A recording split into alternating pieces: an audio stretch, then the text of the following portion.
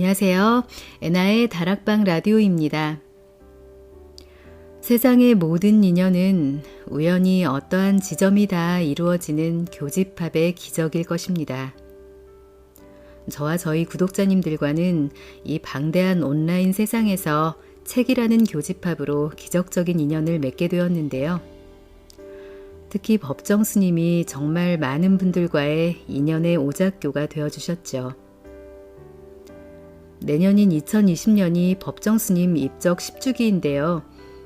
오늘 소개해드릴 책은 법정 스님의 제자인 정찬주 작가님이 입적 10주기를 즈음하여 펴낸 법정 스님 인생응원가입니다. 오랫동안 샘터사 편집자로 일하며 법정 스님의 책들을 만들었던 정찬주 작가님은 그렇게 각별한 인연을 쌓으면서 법정 스님의 제가제자가 되었는데요. 법정 스님에게서 받은 새 속에 잇되 물들지 말라라는 뜻의 무염이라는 법명을 마음에 품고 20년 가까이 전남 화순의 한 산방에서 자연을 벗삼아 지내며 소설 무소유, 산은 산, 물은 물 등의 소설을 비롯해 많은 책들을 집필해 오셨습니다. 이 책 법정 스님 인생응원가는 오랜 제자로서 스승의 귀한 한 말씀 한 말씀을 일상 속에서 되새긴 명상록의 형태인데요. 1부 스님의 공감 언어, 2부 스님의 공감 법어, 3부 스님의 명동성당 특별 강론으로 이루어져 있습니다. 먼저 이 책을 집필하게 된 계기와 이 책의 형식에 대해 풀어서 설명한 작가의 말 먼저 읽어드리고 이어서 본문을 낭독해 드리겠습니다. 한 해를 마무리하고 새해의 계획을 세워나가는 12월. 법정 스님의 맑은 말씀들로 마음의 티끌을 씻어내는 시간이 되셨으면 합니다. 그럼 오늘도 끝까지 편안하게 들어주세요.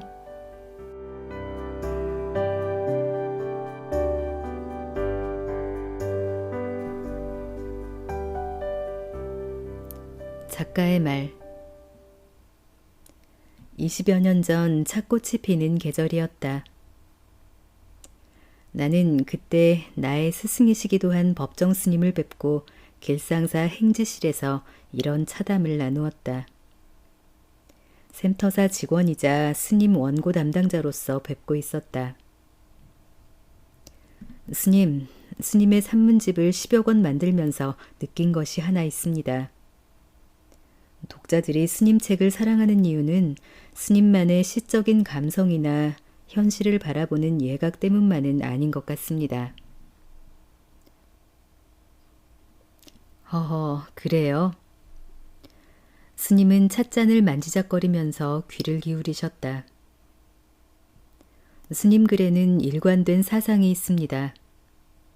그 사상에 공감하여 독자들이 스님 책을 꾸준히 사랑하는 것 같습니다. 제가 생각하는 스님 사상이라면 인간은 물론 벌레 한 마리, 풀 한 포기, 돌멩이 하나 등 유무정물의 생명의 가치가 같다는 생명중심 사상인 것 같습니다.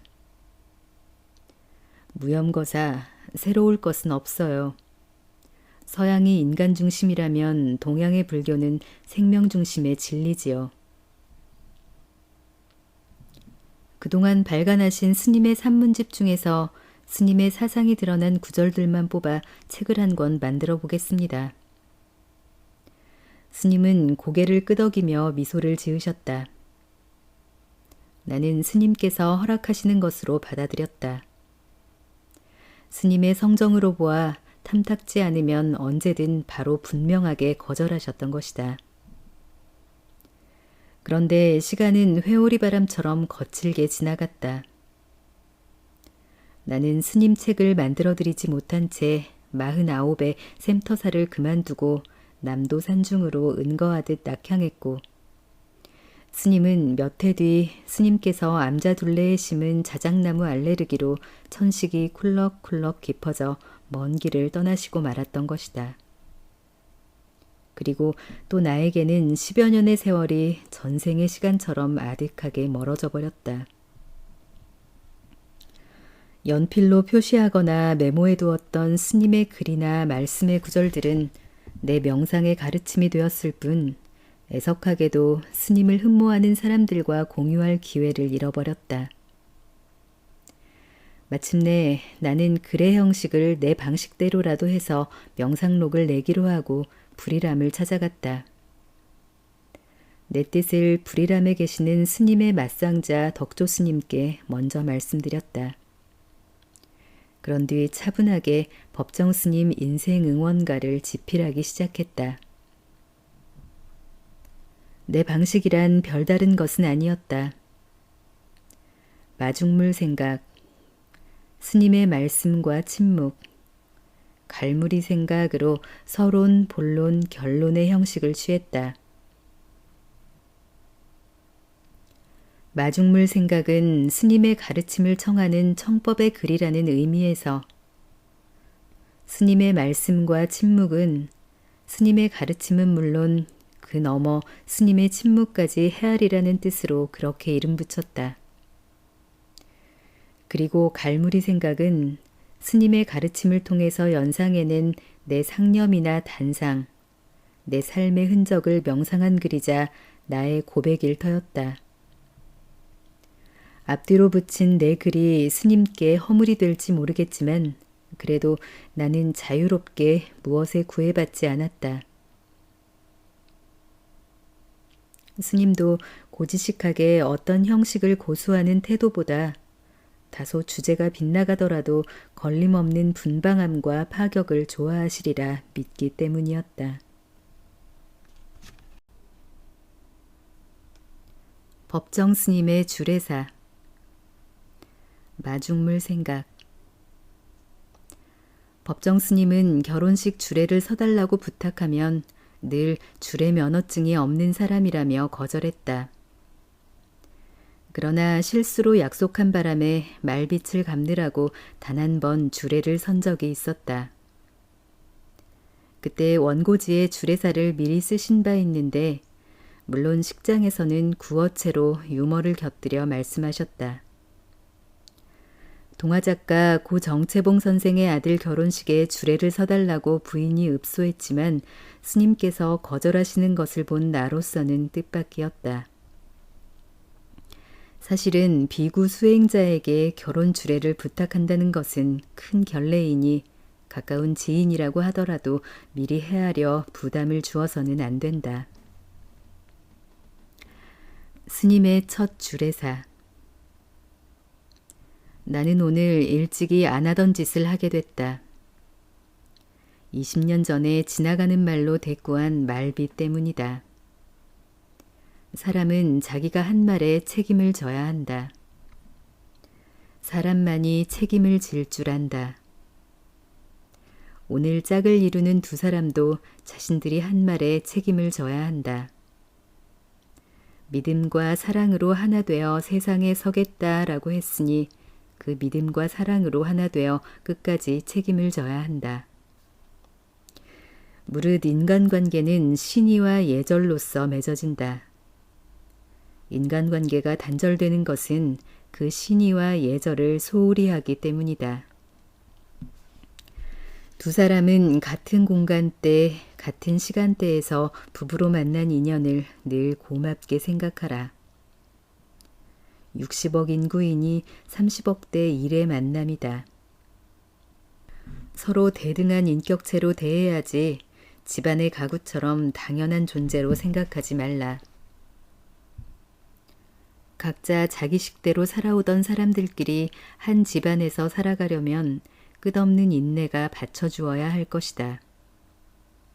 자신의 입장만 내세우지 말고 맞은편의 처지에서 생각한다면 이해와 사랑의 길이 막히지 않을 것이다. 아무리 화가 났을 때라도 말을 함부로 쏟아버리지 말라. 말은 업이 되고 씨가 되어 그와 같은 결과를 가져온다. 결코 막말을 하지 말라. 둘 사이에 금이 간다. 누가 부부싸움을 칼로 물베기라고 했는가? 싸우고 나면 마음에 금이 간다. 명심하라. 참는 것이 곧 덕이라는 옛말을 잊지 말라. 탐구하는 노력을 기울이지 않으면 그 누구를 물을 것 없이 신속 정확하게 속물이 되고 만다. 공통적인 지적 관심사가 없으면 대화가 단절된다. 대화가 끊어지면 맹목적인 열기도 어느덧 식고 차디찬 의무만 남는다. 삶의 동반자로서 원활한 대화의 지속을 위해 부모님과 친지들이 지켜보는 이 자리에서 숙제를 내주겠다. 숙제 하나. 한 달에 산문집 2권과 시집 1권을 밖에서 빌리지 않고 사서 읽는다. 산문집은 신랑 신부가 따로 1권씩 골라서 바꿔가며 읽고 시집은 2사람이 함께 선택해서 하루 한 차례씩 적당한 시간에 번갈아가며 낭송한다. 가슴에 녹이 슬면 삶의 리듬을 잃는다. 시를 낭송함으로써 항상 풋풋한 가슴을 지닐 수 있다. 사는 일이 곧 시가 되어야 한다. 1년이면 36권의 산문집과 시집이 집안에 들어온다. 이와 같이 해서 쌓인 책들은 이다음 자식들에게 어머니와 아버지의 삶의 자취로, 정신으로, 유산으로 물려주라. 그 어떤 유산보다도 값질 것이다. 숙제 2. 될 수 있는 한 집안에서 쓰레기를 덜 만들도록 하라. 분에 넘치는 소비는 더 말할 것도 없이 악덕이다. 살아가는데 없어서는 안 될 꼭 필요한 것 외에는 그 어떤 것도 아예 집안에 들여놓지 말라. 광고에 속지 말고 충동 구매를 극복하라. 가진 것이 많을수록 빼앗기는 것 또한 많다는 사실을 상기하라. 적게 가지고도 멋지게 살 수 있어야 한다. 갈무리 생각. 법정 스님께서는 처음이자 마지막 주례사를 하시고 나서 뒷날 다음과 같은 말씀을 남겼다. 그날은 2사람 다 숙제를 이행하겠다고 대답했지만 그 뒤 소식은 알 수 없다. 숙제의 이행 여부는 이 다음 삶의 종점에서 그들의 내신 성적으로 반영될 것이다. 한 달에 시집 1권을 사서 읽으라는 숙제는 나도 전적으로 동감이다. 스님께서는 시를 읽으면 피가 맑아진다 라고 말씀하신 적이 있다. 나는 수행의 채로 걸러진 절안의 말들이 시라고 생각하는 사람이다. 시자를 파자하면 말씀언과 절 사이니까.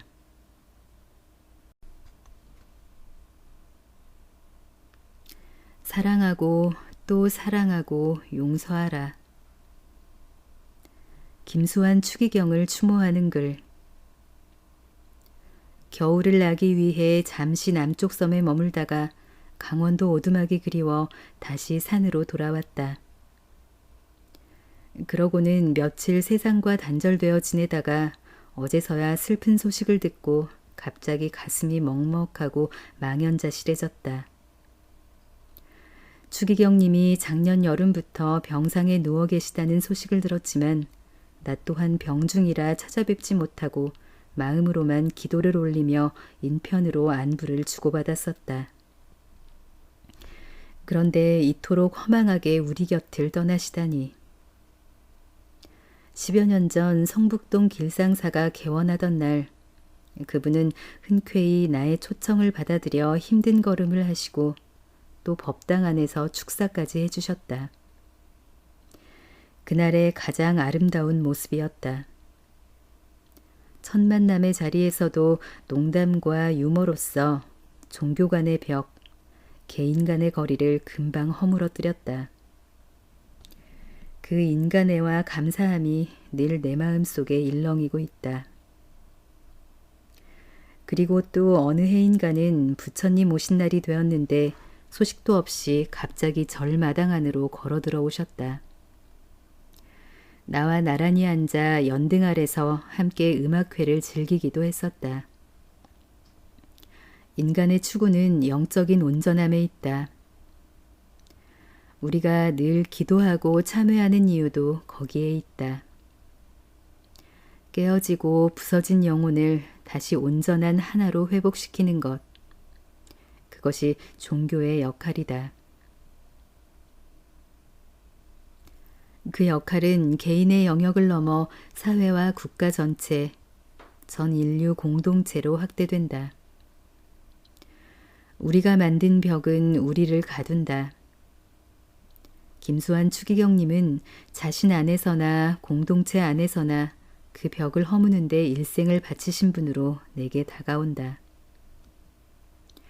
그분은 십자가의 성 요한이 말한 모든 것을 소유하고자 하는 사람은 어떤 것도 소유하지 않아야 하며 모든 것이 되고자 하는 사람은 어떤 것도 되지 않아야 한다를 삶 속에 그대로 옮기신 분이다. 나와 만난 자리에서 그분은 다시 태어나면 추기경 같은 직책은 맡고 싶지 않다. 그냥 평신도로서 살아가고 싶다라고 말한 적이 있다. 불교에서 말하는 하심, 그리스도교에서 말하는 마음이 가난한 사람의 실천자임을 느낄 수 있었다. 하느님을 말하는 이가 있고 하느님을 느끼게 하는 이가 있다. 하느님에 대해 한마디도 하지 않지만 그 존재로서 지금 우리가 하느님과 함께 있음을 영혼으로 감지하게 하는 이가 있다. 우리는 지금 그러한 일을 잃은 슬픔에 젖어 있다. 그 빈자리가 너무나 크다. 그분이 그토록 사랑한 이 나라, 이 아름다운 터전에 아직도 개인 간, 종파 간, 정당 간의 미움과 싸움이 끊이지 않고 폭력과 살인이 아무렇지도 않게 저질러진다. 이러한 성인이 이 땅에 계시다가 떠났는데도 아직 하느님의 나라는 먼 것인가? 육체적으로나 정신적으로나 단순함에 이른 그분이 생의 마지막까지 우리에게 준 가르침도 그것이다. 더 단순해지고 더 온전해지라. 사랑은 단순한 것이다. 단순함과 순수함을 잃어버릴 때 사랑은 불가능하다. 그분이 더없이 존경한 프란시스코 성인의 말씀이다. 사람은 결코 나면서부터 단순한 것은 아니다. 자기라는 미로 속에서 긴 여로를 지나온 후에야 비로소 단순한 빛 속으로 나올 수 있는 것이다. 인간은 복잡한 존재이고 하느님은 단순한 존재이다. 그렇기 때문에 사람은 하느님께 가까워질수록 신앙과 희망과 사랑에 있어서 더욱더 단순하게 되어간다.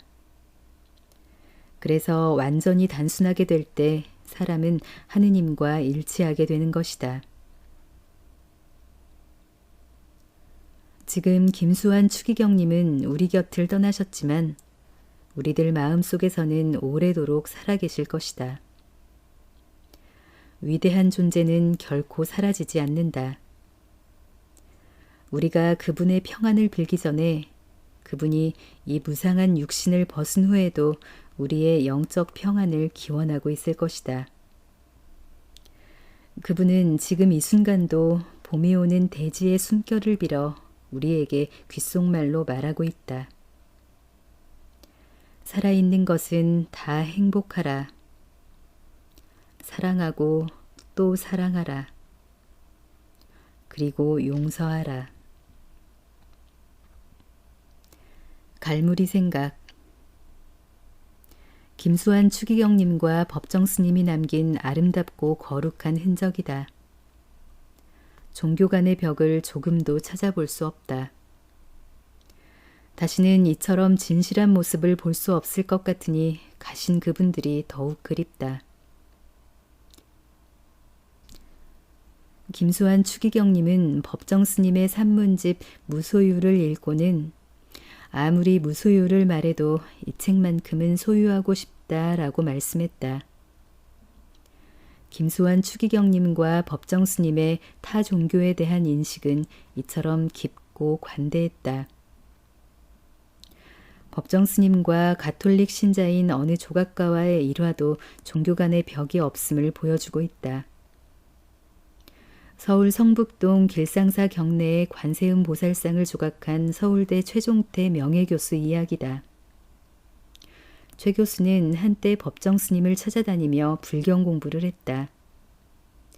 그런데 해외여행 중 우연히 성경을 읽다가 크게 감동해 천주교 신자가 되고 말았다. 최 교수는 자신의 개종을 스님에게 고백했다. 그때 법정 스님이 하신 말씀. 최 교수님, 비로소 경의 눈이 열린 거지요.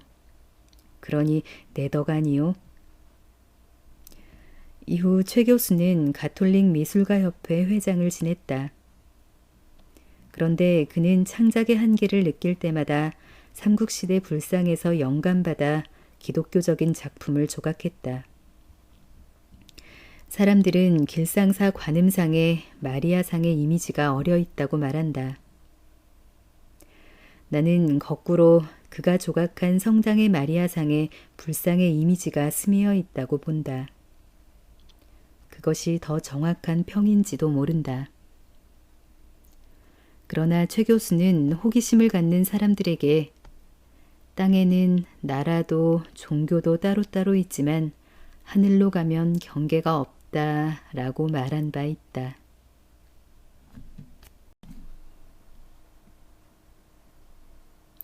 산다는 것은 마중물 생각.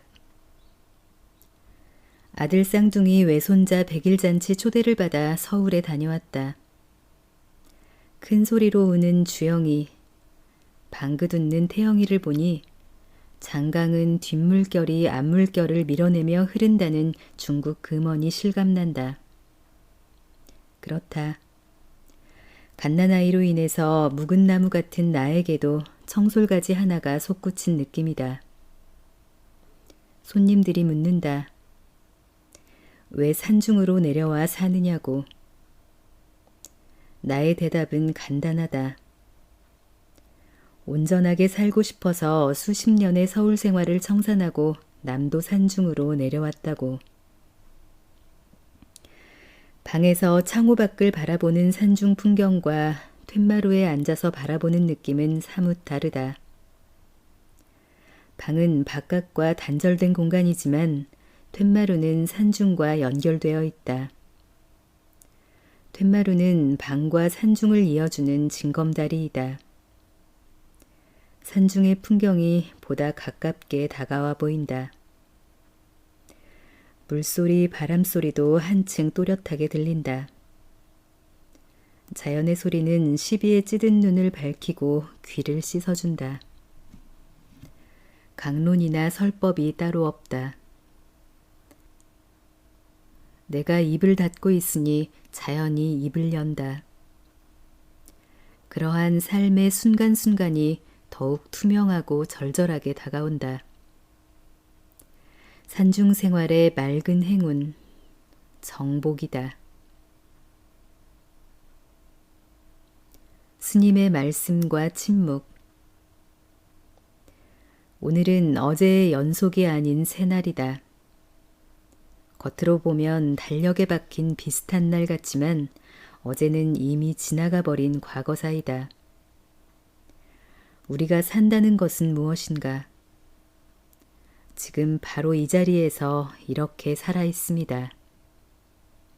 어제나 내일에 있는 것이 아니라 오늘 지금 이 자리에 있습니다. 우리가 사람답게 산다는 것은 순간마다 새롭게 태어나는 것을 뜻한다.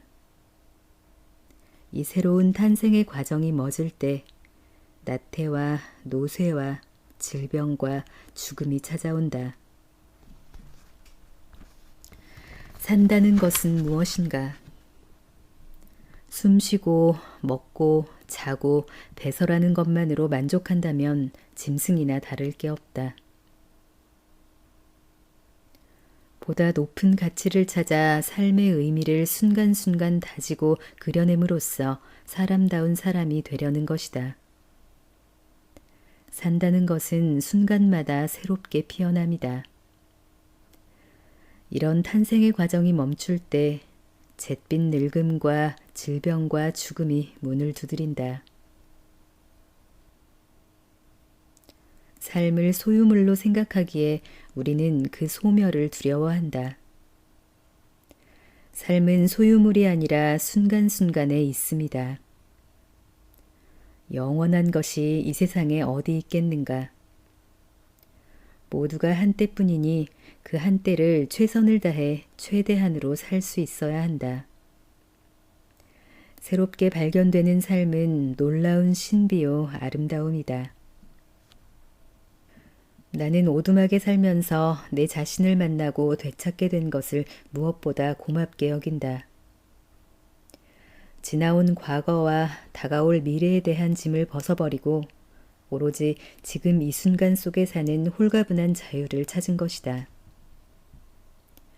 이 순간에 있는 그대로 사는 사람한테는 사슬이 없다.